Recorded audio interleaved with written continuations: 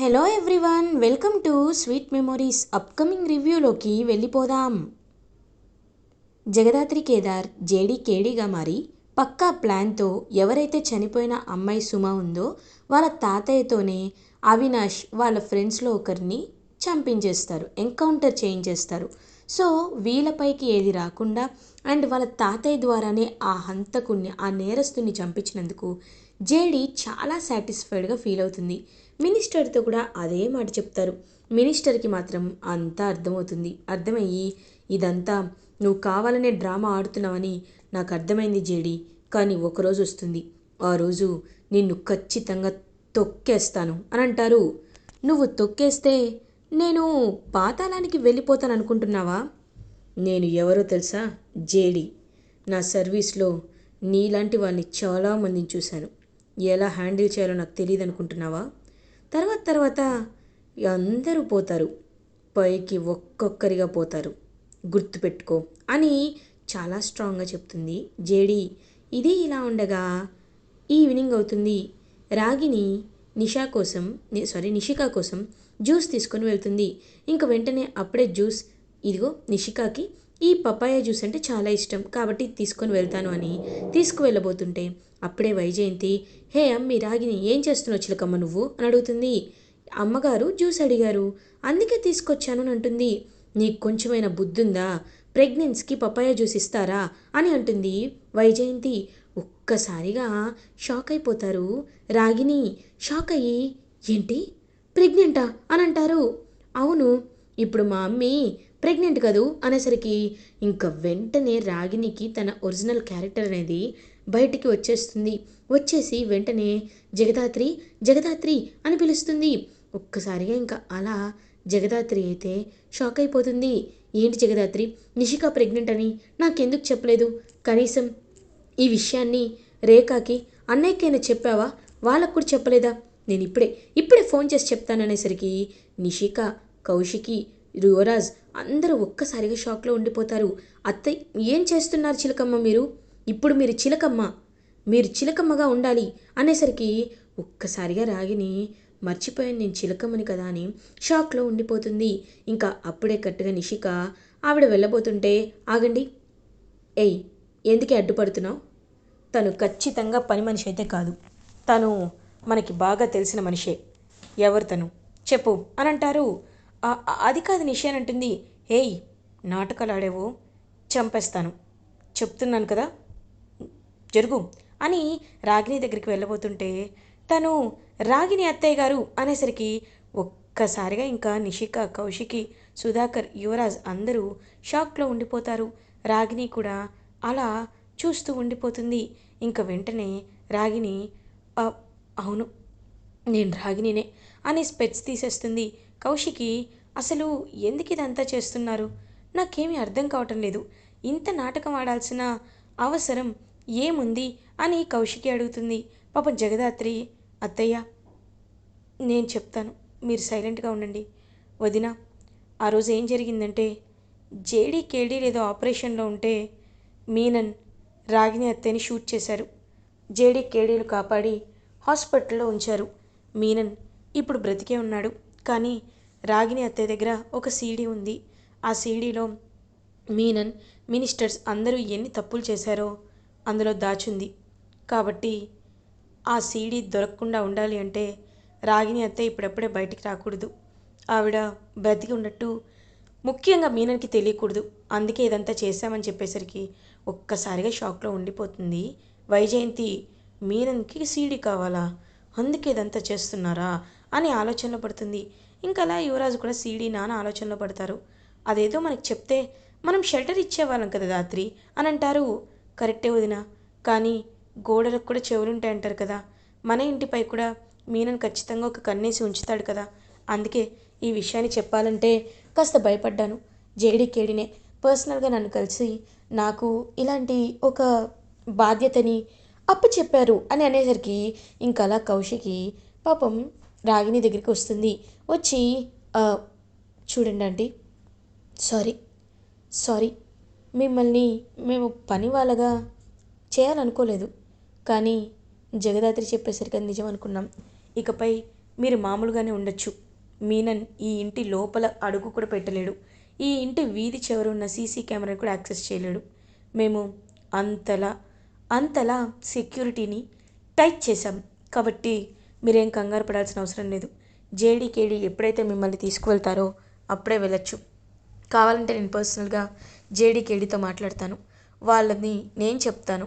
నేను మిమ్మల్ని జాగ్రత్తగా చూసుకుంటానని చెప్తాను. ఈ విషయం ఎవరికీ తెలియకుండా ఉంచుతానని చెప్పేసరికి ఇంకా జగదాత్రి కేదార్ చాలా అంటే చాలా హ్యాపీగా ఫీల్ అవుతారు. నిషిక మాత్రం అలా సైలెంట్గా ఉండిపోతుంది. రాగిని నిషిక దగ్గరికి వచ్చి, నిషిక, నువ్వు నువ్వు ప్రెగ్నెంట్ అయ్యావు. నాకు ఇంతకు మించిన ఆనందం ఏదీ లేదు. నాకు చాలా అంటే చాలా హ్యాపీగా ఉంది అని హక్ చేసుకుంటుంది. నువ్వు బ్రతికున్నావని తెలుసు కూడా నాకు చాలా హ్యాపీగా ఉంది అత్తయ్య అని రాగిణిని హక్ చేసుకుంటుంది నిషిక. ఇది ఇలా ఉండగా మార్నింగ్ అవుతుంది. మినిస్టర్ కొడుకు అలా ఇంకొక సీక్రెట్ ప్లేస్లో దాక్కుంటాడు.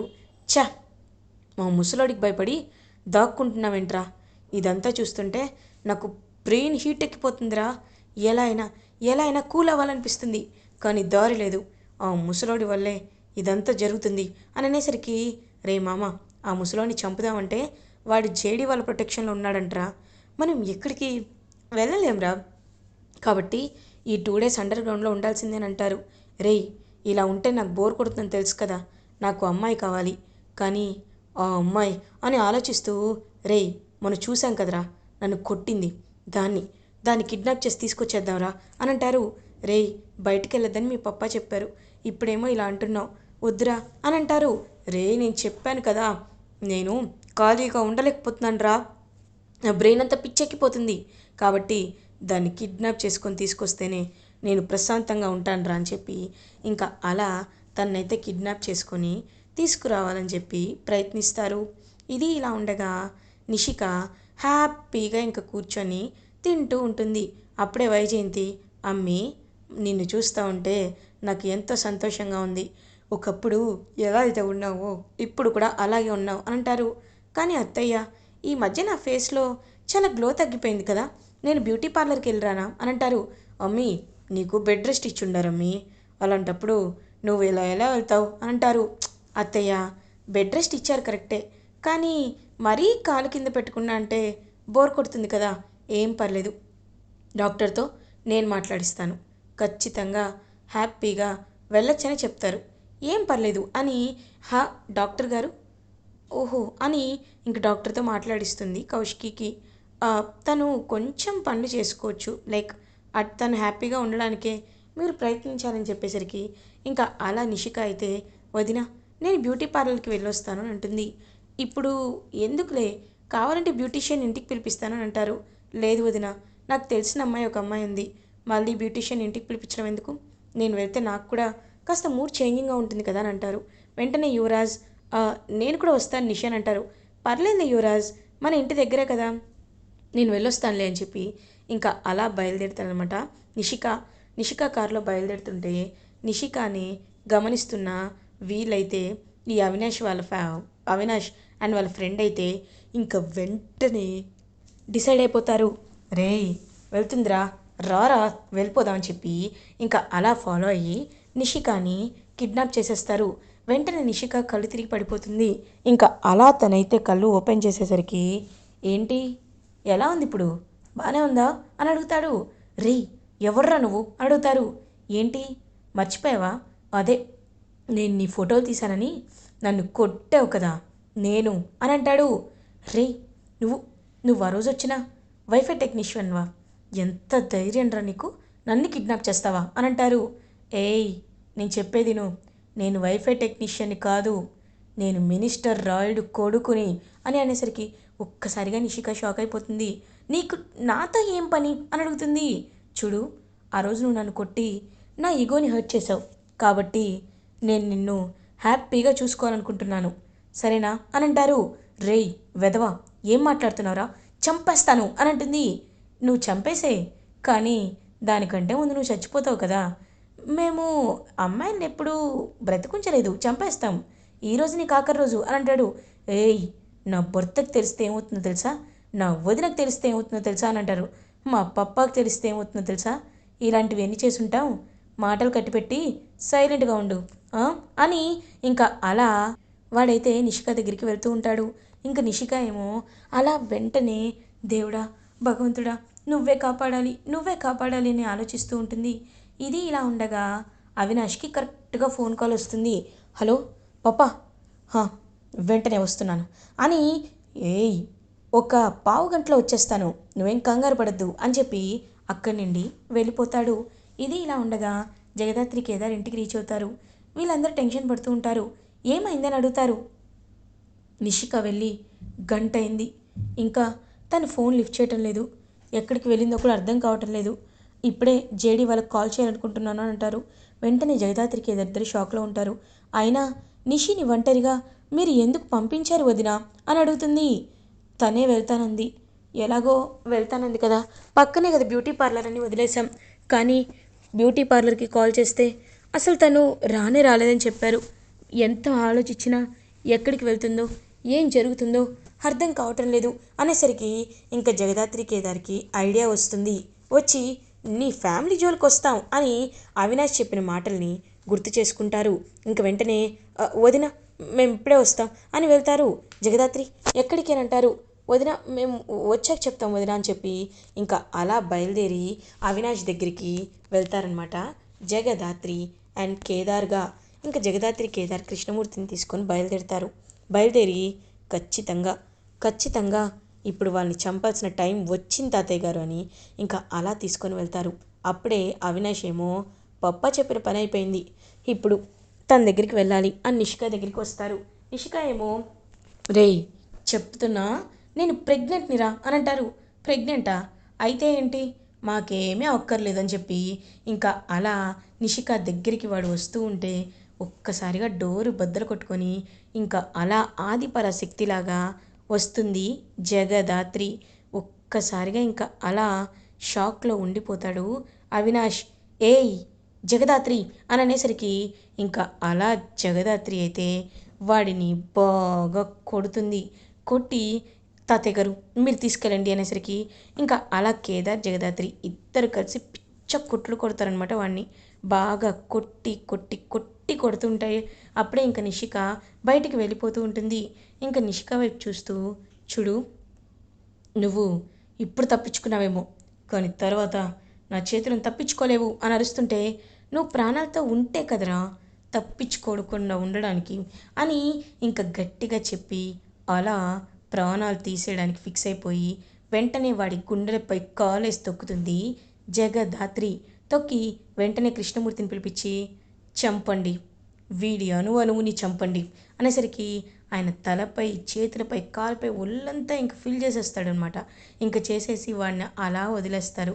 అప్పుడే కరెక్ట్గా మినిస్టర్కి కృష్ణమూర్తి చంపేశాడు అని చెప్పి ఫోన్ కాల్ రావడంతో మీడియా, మినిస్టర్ మొత్తం అందరూ వస్తారు. కృష్ణమూర్తి ఆహా ఇప్పుడు నాకు సంతోషంగా ఉంది సార్ మీ కొడుకుని చంపుతుంటే నాకు ఎంత హ్యాపీగా ఉందో తెలుసా సార్, నా మనవరాలి ఆత్మ ఇప్పుడు చాలా ఆనందపడుతూ ఉంటుంది సార్, వాడి గుండెల్లో ఒక్కొక్కటి దింపుతుంటే నాకు ఎంతో సంతోషంగా ఉంది సార్, నేను ఈ సంతోషాన్ని జీవితాంతం గుర్తుపెట్టుకుంటాను సార్, నాకు జైలు శిక్ష వేస్తారా, ఊరి శిక్ష వేస్తారా, ఏ శిక్షణ వేయండి సార్, నేను ఇప్పుడు ఎంత వయసు నాది, 80 ఏళ్ళు, బ్రతికితే 5 ఏళ్ళు బ్రతుకుతాను, లేకపోతే మధ్యలోనే పోతాను, ఇప్పుడు నా మనవరాలి దగ్గరికి నేను వెళ్ళిపోయి గర్వంగా చెప్తాను సార్, నీపై అలా చేసిన ఆ వాళ్ళని, ఆ మృగాలని తరిమి తరిమి చంపానని గర్వంగా చెప్పుకుంటాను సార్, అరెస్ట్ అయిపోతాను సార్ నేనని చెప్పి ఇంకా కృష్ణమూర్తి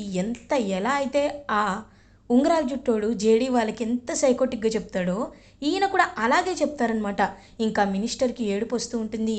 ఏంటి మినిస్టర్ గారు, ఓ బాధగా ఉందా, అయ్యో మరేం చేస్తామండి, మీ మృగం లాంటి కొడుక్కి పోతేనే మీకు ఇంత బాధగా ఉందే, చదువుకుంటున్న ఆడపిల్లలు, ఉద్యోగాలకు వెళ్తున్న ఆడపిల్లలు, బ్రతుకు తెరువు కోసం వెళ్తున్న ఆడపిల్లలు, రేపు చదువుకుంటే సమాజంలో మాకంటూ ఒక పేరు వస్తుంది, నా ఫ్యామిలీని నేను బాగా చూసుకోగలను, నేను నా కాళ్ళపై నిలబడగలను, నేను ఏది చేసిన ఈ ప్రపంచాన్ని గెలవగలను అని ఆలోచించే ఆడపిల్లల జీవితాన్ని నాశనం చేసిన ఈ పనికి మాలినవాడు వీడు పోతేనే మీరు ఇంతలా బాధపడుతున్నారే, మరి వాళ్ళ తల్లిదండ్రులు ఎంత కడుపు కోతకు గురవ్వాలి, ఎంతలా బాధపడాలి, ఆ విషయం మీకు తెలియాలి.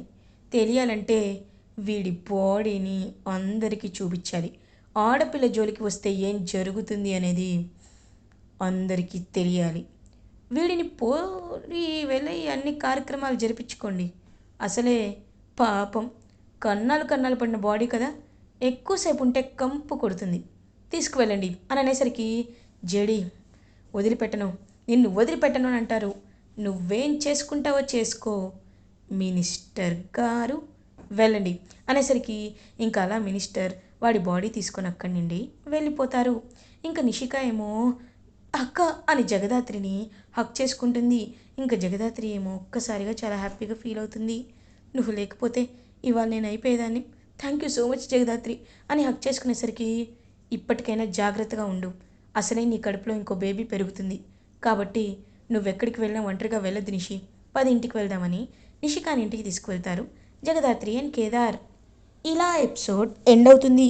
ఫర్దర్ ఎపిసోడ్ రివ్యూస్ ముందుగా మీకు కావాలి అనుకుంటే మా ఛానల్ని సబ్స్క్రైబ్ చేసుకోండి. Thanks for watching.